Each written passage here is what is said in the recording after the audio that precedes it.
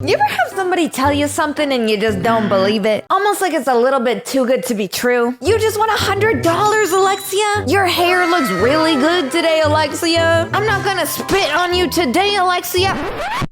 Wait, sorry, what? Oh yeah, that does happen. But you know what I mean, family? You hear something and your liar sensors pop up cause you smell something fishy and no, it's not the spit on my face. Ugh. Really wishing it wasn't Taco Tuesday because those onions aren't doing you any favors. But today, family, me and you are also gonna have our liar radars up because we're gonna be investigating popular Disney movies that aren't exactly what you thought they were. We're gonna figure out the true story behind all these Disney movies and see where they really came from. Spoiler alert, it's not what you thought. So grab your chicken nuggets and your detective glasses because we about to be exposing people.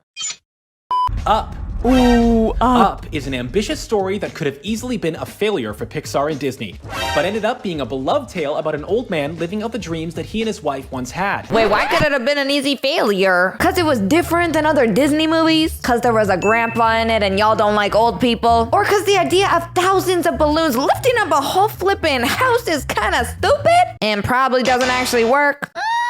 Maybe it's that one. Or maybe they just hate it because balloons remind them of birthday parties and people hate having fun. Puh.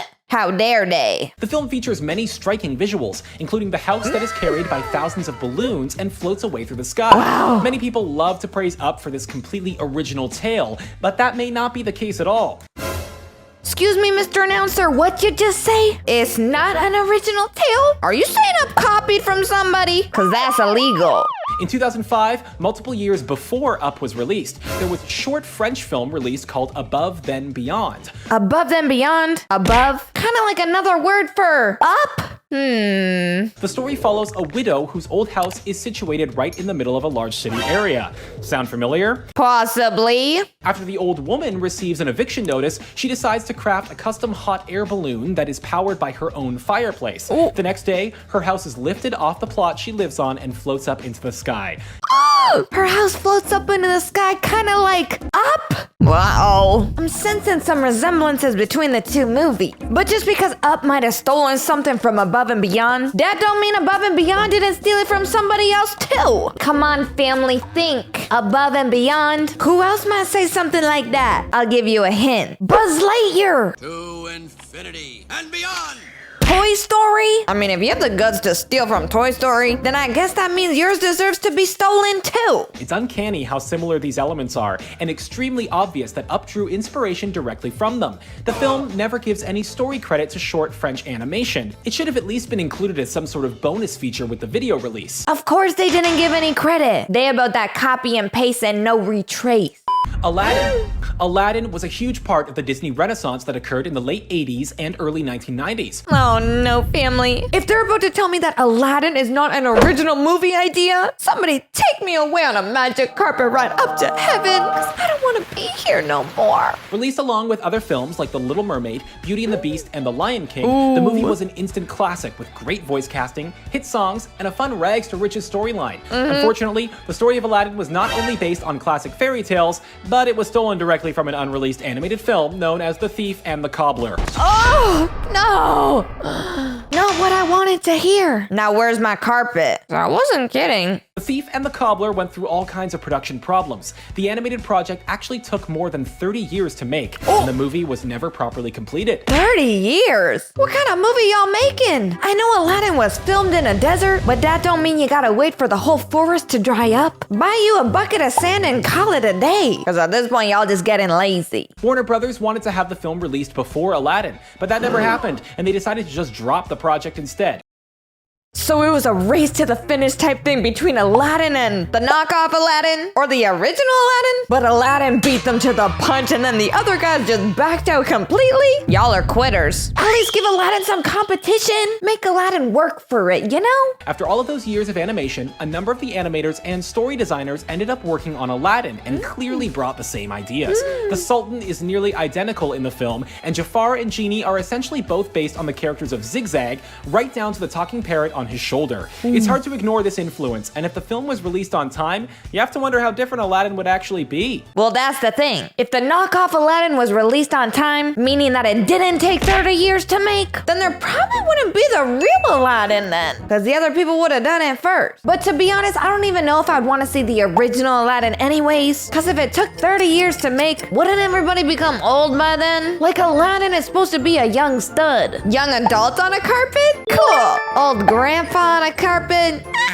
Kind of tacky. And also a safety liability because let's be honest, he gonna break a hip or two. The Little Mermaid. Uh-oh. Children of all ages love traveling under the sea to watch the adventures of Ariel, a mermaid who seeks out more than her everyday life. Children of all ages? How about people of all ages? Just because you grow up don't mean you start hating mermaids. The heck? The film itself is known for great animation, a wonderful story, and a perfect villain in the form of Ursula. On top of all that, Is it just me, family, or does Ursula kind of look like my mom? Am I tripping? I mean, maybe kind of a little? Tell me if you agree with me in the comments below, because I think she kind of does. the film is packed with a lot of catchy songs that help move the story along. Along with Kiss the Girl and Under the Sea, one of the more popular songs in the film's soundtrack is Part of Your World. Wish I could be part of that world. Yeah, I could be a singer too. One of many talents. The song represents Ariel's desires to be a land dweller. If the song sounds familiar, then it's probably for a good reason. The lyrics, message, and a flow in the song is directly ripped off from Little Shop of Horrors' song entitled Somewhere That's Green. No, it can't be. Not the Little Mermaid too. She's too cute to be a copycat. Dang it, I already have trust issues with people and now I gotta have trust issues with mermaids too. Ugh. Somewhere that's green. In the 1986 musical, the character of Audrey dreams of having a house with green grass, a picket fence, and a traditional home features. Alan Menken wrote the music for both Little Shop of Horrors and The Little Mermaid. In multiple interviews, he's admitted to basically stealing that song and repurposing it for Ariel's key moment in the Disney animation. Okay, because I was about to say that they both sound completely different, but I guess the actual author of the song admitted that he kind of copy and pasted it for both movies. More laziness, I guess? Dang, people, you had one job. Well, technically you had two jobs, The Little Mermaid and Little Shop of Horrors, but that's why they're two different jobs. They ain't the same. You can't use the same material. But I guess that didn't stop you, because here we are. Awkward. At least Ariel didn't have to go face to face with a human eating Venus flytrap. Ew. Yeah, now that's something I wish I never saw. Maybe Little Mermaid came after Little Shop of Horrors, but clearly it shows that just because it's older, don't mean it's better. I'm Team Ariel all the way.